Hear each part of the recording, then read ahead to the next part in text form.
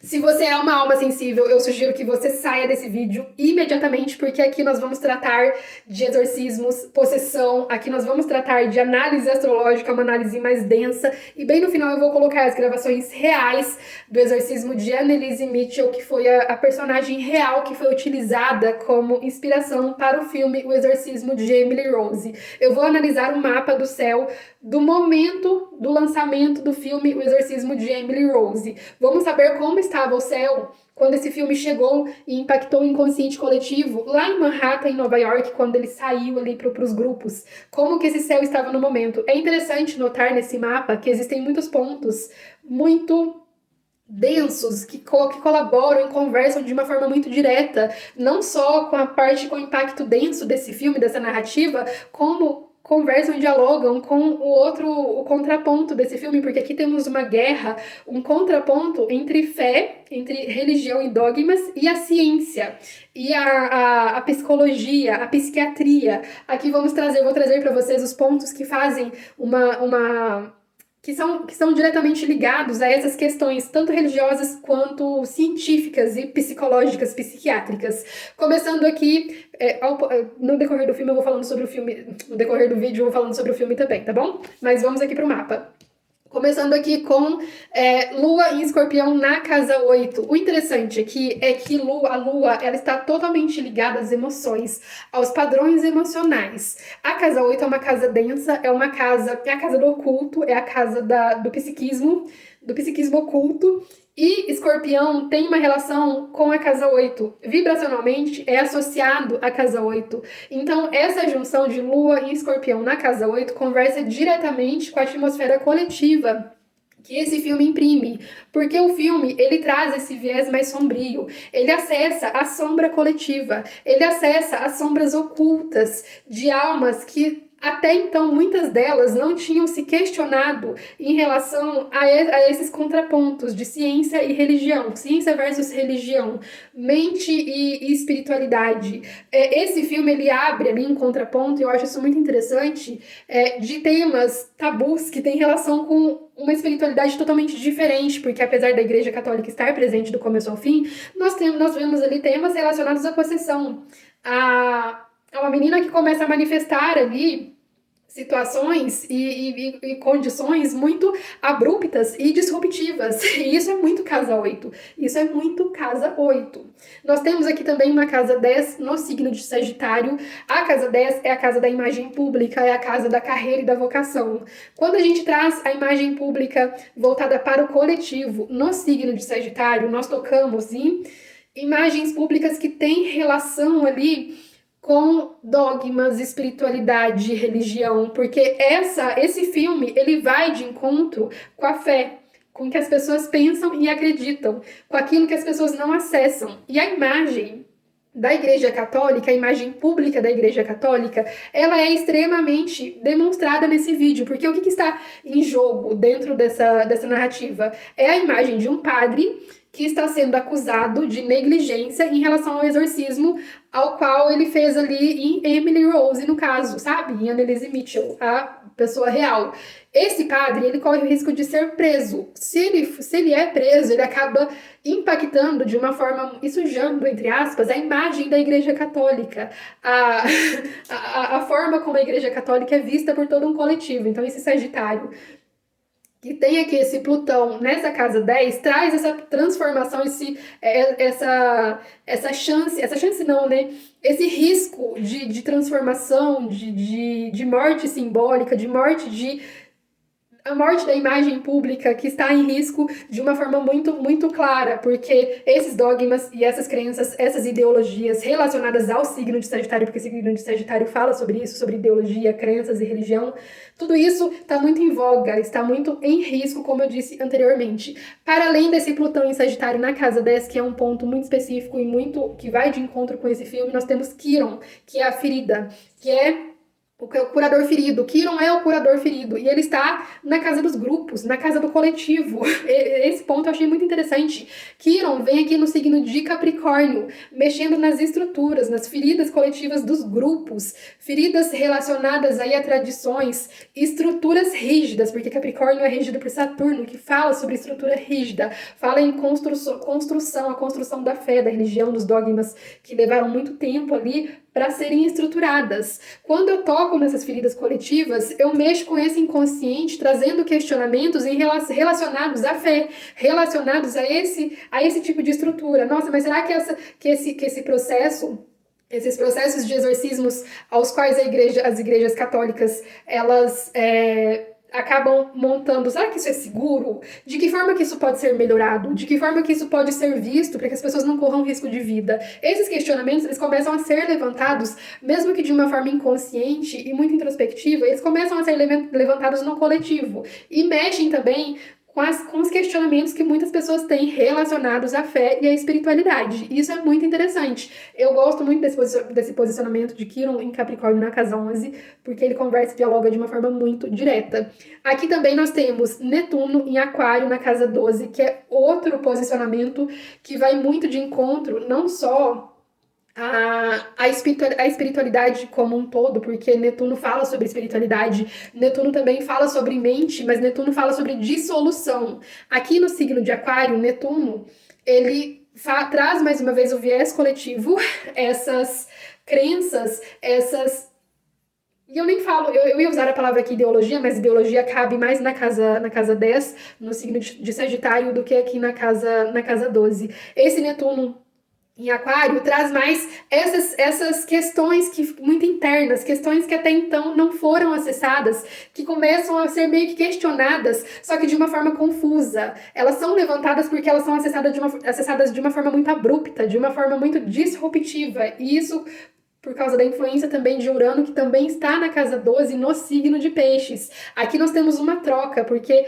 enquanto Urano está no signo de Peixes, que é regido por Netuno, Netuno está no signo de Aquário, que é regido por Urano, que também está na casa 12, trazendo ali a disrupção em relação a essa introspecção, a esse inconsciente, a essa dissolução e a esse confronto do que é real e do que não é real. Até onde eu posso acreditar que essa menina, ela foi envolvida por forças malignas e ela morreu por conta disso, ela foi levada de arrasta por conta disso, e até onde eu posso acreditar que isso aí não passou de uma doença mental, de uma influência extremamente psicológica, sabe? Esse questionamento, ele acontece muito no filme, e ele foi feito de uma forma tão genial, principalmente no final do filme, quando a gente chega ali nas cenas finais. Eu acredito que muitas pessoas, elas começam a se questionar, a colocar em dúvida ali, até que ponto que essas influências espirituais têm poder de se manifestar nas pessoas que estão vivas, nas pessoas dessa terceira dimensão. Gente, tá acabando meu tempo aqui, eu vou ter que pausar esse vídeo e começar outro. E só para fechar essa casa 12, que é a casa da espiritualidade, do inconsciente, esse Netuno e esse Urano trazem aí essa disrupção, essa desordem psíquica relacionada a essa narrativa que foi conduzida de uma forma extremamente inteligente. Muitas pessoas na época, gente, porque eu sou uma senhora, eu sou velha já, então eu lembro do impacto que esse filme causou em muitas pessoas, até as mais céticas, que viram esse filme. Essas pessoas, elas ficavam com medo de ir no banheiro à noite, de dormir sozinhas. Muitas, não foram poucas, foram muitas. E isso foi muito interessante de se acompanhar, porque o impacto coletivo, inconsciente da obra, ela acabou causando ali não só os questionamentos em relação à fé e à ciência, à ideologia, dogmas, espiritualidade e à ciência, como acabou trazendo ali uma espécie de confronto em relação às sombras internas. E aqui eu vou falar sobre um trânsito astrológico que eu achei muito interessante também, que é a oposição de Netuno com Lilith em Leão. Lilith em Leão na casa 6 e Netuno aqui na casa 12, no signo de Aquário, trazendo ali um confronto e um diálogo tensionado, porque a oposição, ela é um confronto tensionado. A oposição, gente, é como se dois planetas ou pontos astrológicos, porque Lilith não é um planeta, é uma lua negra, é um ponto. É como se esses pontos astrológicos estivessem brigando entre si, estivessem puxando, sabe, um uma corda, sabe? Tivessem fazendo força ali para trazer a corda, aquelas energias para si. E aqui esse diálogo tenso acontece entre as sombras de Lilith, as sombras reprimidas relacionadas a ego, relacionadas a orgulho, identidade, e aqui a identidade coletiva relacionada ao que a pessoa considera ser saudável ou não, porque a Casa 6 fala sobre saúde. Aqui nós temos um caso de saúde sendo narrado na trama. O que a pessoa considera ser real e lúcido em relação à obra em si, porque, como eu disse anteriormente, pessoas tiveram ali a sua psique afetada por uns dias, por uns tempos, sem conseguir ali meio que se equilibrar por um tempo também. E a gente tem esse Netuno tentando ali se contrapor, falando sobre esse inconsciente, essa dissolução, esse estranhamento ao acessar lugares que essas pessoas ainda não acessaram, que essas pessoas não tiveram ali um acesso mais amplo, sabe? Isso é muito interessante. Essa posição também eu achei muito interessante. Como eu disse anteriormente, as pessoas, elas podem falar o que for. Sei que muita gente não acredita em possessão, não acredita que a espiritualidade tenha o controle na matéria, que alguns seres negativos tenham um controle extremo à matéria, a ponto de seres que já morreram, seres que estão em outra dimensão, possam ocupar o corpo de uma pessoa que está encarnada. Eu sei que muitas pessoas não acreditam nisso, mas, gente, isso é real, isso é real.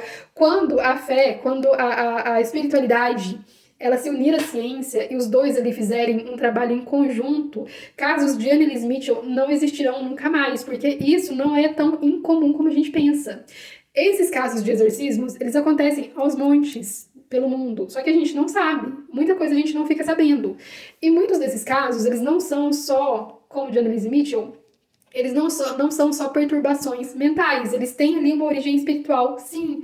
O caso dessa menina, eu já vi vários documentários, mas o caso dessa menina não começou na universidade como o filme relata. Começou muito antes, mas muito antes mesmo. Tanto que o tratamento médico que ela começa a fazer na época, realmente ele não dá certo. No filme eles relatam isso, só que o filme dá a entender que o tratamento médico dela durou muito pouco, durou de pouquíssimo tempo. Na vida real, não. Na vida real, o tratamento médico dela durou bastante tempo, mas só que ele não surtia efeito. Eu acredito, sinceramente, aqui eu vou dar a minha opinião, independente de astro, independente de qualquer coisa.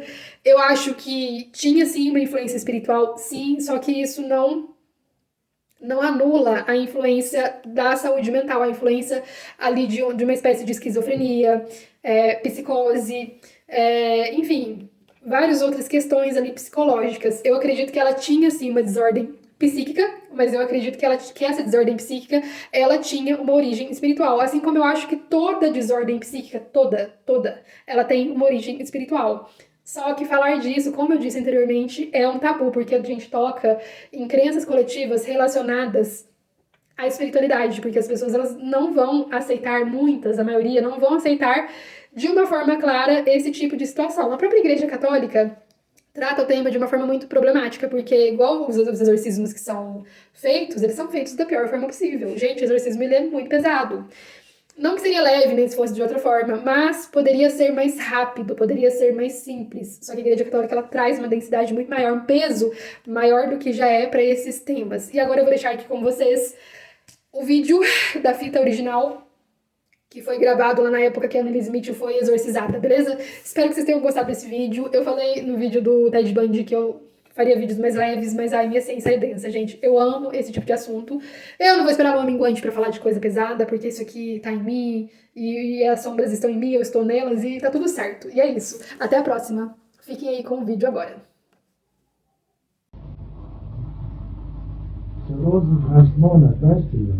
Ja, aber die wenigste Beten. Ja. Und eine Kirche war das allerwenigste Gebet, weil ich ein Pfarrer ja ist für. Ja.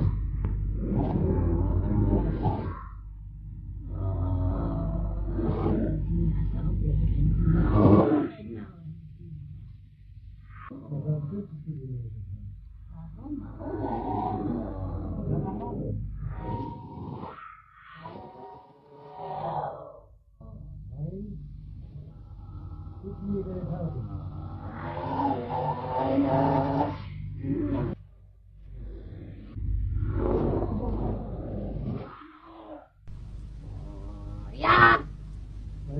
eine starke Waffe ist. Gegen Satan Ja. und alle Dämonen. Ja, gegen uns.